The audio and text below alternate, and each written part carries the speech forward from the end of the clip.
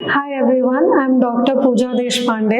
I am a cosmetic dentist. I work at Moria Dental Clinic. I'm the director of Moria Dental Clinic Advanced Aesthetic Dentistry.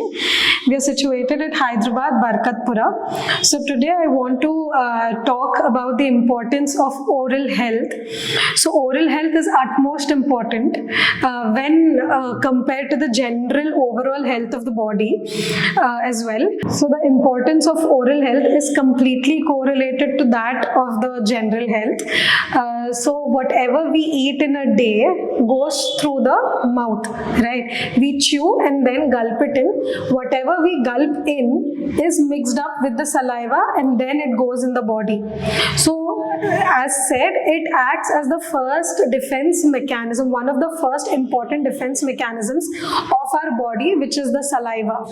Okay, so oral health maintain ela cheyali ante there are few things that I would like to add on. One, at most important is brushing twice every day. 2 times brush cheyali, chala important. Once in the morning as soon as you get up, then second in the night before you go to sleep. So morning మీరు ఎప్పుడు లేస్తారో అందరికంటే ముందు మనం brush చేయాలి అని ఎందుకు అంటాము అంటే ఫర్ 8 hours ఆర్ 9 hours మనం స్ట్రేట్ గా పడుకుంటాం. We are in sleep for 8 to 9 hours straight. So there is no circulation of the saliva. So saliva ఎంత ఉందో నోటిది అది స్టాగ్నెంట్ గా ఉండిపోతుంది. So there is no circulation because of which if you notice as soon as we get up there's a different odor that comes out of the mouth. So ఒకసారి మనం brush చేసుకున్నాం అనుకోండి, పూర్తిగా అంతా ఎక్కువ 10 నిమిషాలు అంతా మీకు బ్రష్ చేయాల్సిన అవసరం లేదు. జస్ట్ ఒక 2 to 3 minutes nicely gently brushing is enough. Then afterwards brushing in the night is again utmost important because మనం బ్రేక్ఫాస్ట్, లంచ్, డిన్నర్ అనుకుంటే 3 times తింటాము, మధ్యలో స్నాక్స్ కంప్లీట్ అవి వేరే.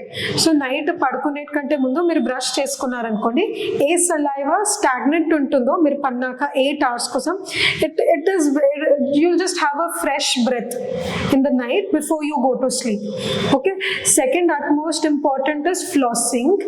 ఇది చాలా జనాలు చేయరు. చాలా జనాలకి ఫ్లాసింగ్ అంటే ఏంటి కూడా అర్థం కాదు. సో ఫ్లాసింగ్ అంటే ఒక దారంలా దొరుకుతుంది, దాన్ని ఫ్లాస్ అంటారు. లేకపోతే మీకు ఇవాళ రేపు కొంచెం అడ్వాన్స్డ్ ఫ్లాస్ విత్ హ్యాండిల్ గా కూడా దొరుకుతుంది. సో ఆ ఫ్లాస్ ని 2 పంటి మధ్యలో ఉట్టి వేసుకొని మీరు ఉట్టి ముందు వెనక అన్నారనుకోండి, దాంతో 2 పంటి మధ్యలో ఫుడ్ ఎరుకుతుందో అది వెళ్ళిపోతుంది. యూజువలీ కొన్ని చోట్ల ఎలా ఉంటాయి, ఎక్కడ ఆ brush will not reach. So అక్కడ ఫుడ్ ఎరుక్కున్న ఫుడ్ కూడా అది అలానే ఉండిపోతుంది. దాని గురించి మనం ఇన్ కేస్ ఫ్లాసింగ్ అలా చేసామనుకోండి, సో 2 పంటి మధ్యలో ఫుడ్ కూడా వెళ్ళిపోతుంది. So there is no food that is getting lodged anywhere. Third at most important again is gargling every time you have your food. మీరు లంచ్ తర్వాత, బ్రేక్ఫాస్ట్ తర్వాత, డిన్నర్ తర్వాత కొంచెం నీళ్ళు తీసుకొని పుక్లించుకోండి. దాంతో మళ్ళీ ఎక్కడన్నా ఏమైనా ఫుడ్ పార్టికల్స్ ఉండిపోతే అది బయటకు వచ్చేస్తాయి. So these utmost 1 brushing every day, twice flossing. At least మీరు ఫ్లాసింగ్ ఎవ్రీ డే చేయకుండా ఆల్టర్నేటివ్ డేస్ అన్నా చేయడం ప్రయత్నం చేయండి. మూడోది అందరికంటే important is gargling after your like lunch, dinner or whatever you eat, just gargling is utmost important. So ఇలానే oral హెల్త్ని there is one more tip, దాన్ని ఎలా మెయింటైన్ చేయాలి అని. సో మనము for example 365 days in a year తింటాము. So breakfast, lunch, dinner, మళ్ళీ మధ్యలో అది ఇది తింటూ ఉంటాము. సో అట్లీస్ట్ సంవత్సరంకి ఒకసారి మనం టీత్ క్లీనింగ్ అండ్ పాలిషింగ్ చేయించుకుంటే we can get rid of cavities and many things like that. So there is a complete different myth. జనాలు ఏమనుకుంటారంటే పండ్లు క్లీనింగ్ చేయించుకున్నాక పంటి మధ్యలో గ్యాప్స్ వచ్చేస్తాయి, లేకపోతే పండ్లు అరిగిపోతాయి, లేకపోతే పండ్లు ఇరిగిపోతాయి.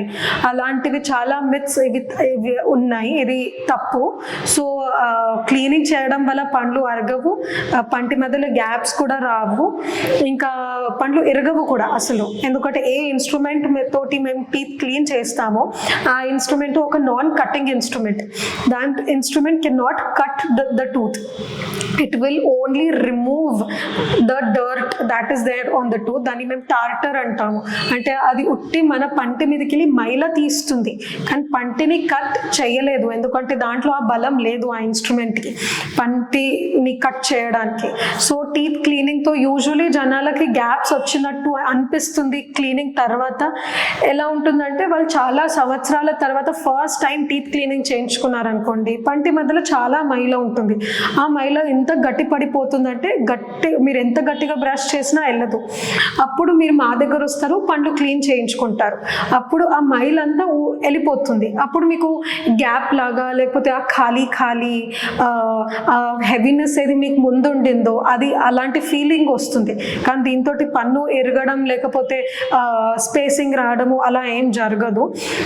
దాంతోపాటు మేము క్లీనింగ్ తర్వాత పాలిషింగ్ కూడా రికమెండ్ చేస్తాము. ఎందుకంటే క్లీనింగ్ అంటే ఇప్పుడు ఫర్ ఎగ్జాంపుల్ మీ చేతి పైన మట్టి ఉందనుకోండి, మనం క్లీనింగ్ అంటే ఉన్న మట్టి అంతా తీసేస్తాము, కానీ ఒక రఫ్నెస్ ఉండిపోతుంది చేతి మీద. సేమ్ అలానే పంటి మీద మైల కంప్లీట్గా తీసేసాక ఒక రఫ్నెస్ ఉండిపోతుంది. ఆ రఫ్నెస్ తీయడానికి మేము టీత్ పాలిషింగ్ చేస్తాము. దాంతో ఒక షైన్ కూడా వస్తుంది, కానీ దాంతో మీ పండ్లు వైట్ కావు.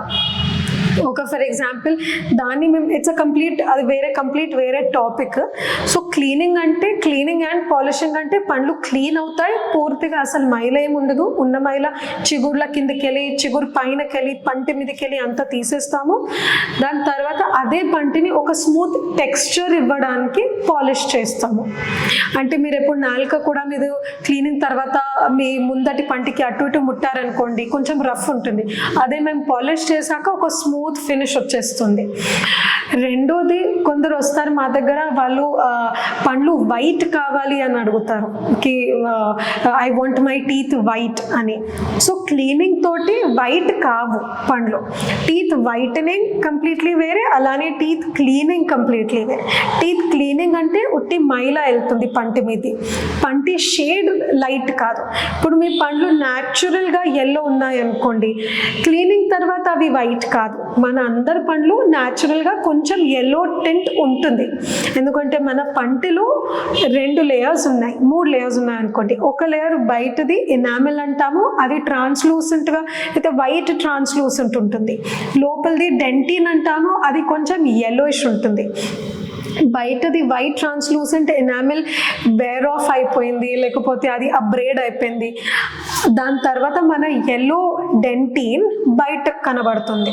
సో ఆ టైంలో మన పండ్లు కొంచెం yellowish-గా కనపడడం మొదలవుతాయి. లేదా జనరలీ కూడా మన ఇండియన్ హ్యూమన్ అండ్ ఇంకా మన హ్యూమన్ టీత్, మన ఇండియాలో యూజువలీ మన ఫేస్, మన కలర్, ఇంకా మన అంతా దీనివల్ల కొంచెం yellowish-గా ఉంటాయి, విచ్ ఇస్ అబ్సల్యూట్లీ నార్మల్.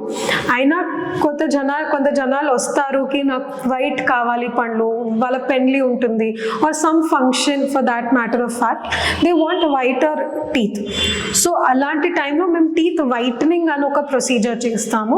దాంతో మీ టీత్ ఒక షేడ్ లైట్ అవుతుంది, అంటే ఇంకా కొంచెం వైట్ కనపడతాయి పండ్లు. సో అది బేసికలీ ఎలా ఉంటుందంటే, మేము పంటి మీద ఒక కెమికల్ అప్లై చేస్తాం. లైక్ జనరల్ ఒక లేమ్యాన్ వర్డ్లో దీంట్లో మీకు చెప్పాలనుకుంటే, పంటి మీద ఒక కెమికల్ అప్లై చేస్తాం. ఆ కెమికల్ అలానే ఉంచుతాం. ఒక లైట్ యూవీ రేస్ పాస్ చేస్తాం, దాంతో LED లైట్ అనుకోండి పాస్ చేస్తే ఎంత కెమికల్ ఉంటుంది కదా, ఆ కెమికల్ మన పంటిలో అబ్జార్బ్ అయిపోయి ఒక వైట్ కలర్ బయటకు కనబడుతుంది బేసికలీ మీకు. సో ఇన్స్టెంట్గా వైట్ అయిపోతాయి. సో దాన్ని టీత్ వైటనింగ్ అంటారు. కొంత జనాలు ఏమనుకుంటారు, టీత్ వైటనింగ్ తోటి మనకు పర్మనెంట్ సెన్సిటివిటీ వచ్చేస్తుంది, లేకపోతే పైనది ఎనామిల్ ఊడిపోతుంది, ఎనామిల్ వేర్ ఆఫ్ అయిపోతుంది.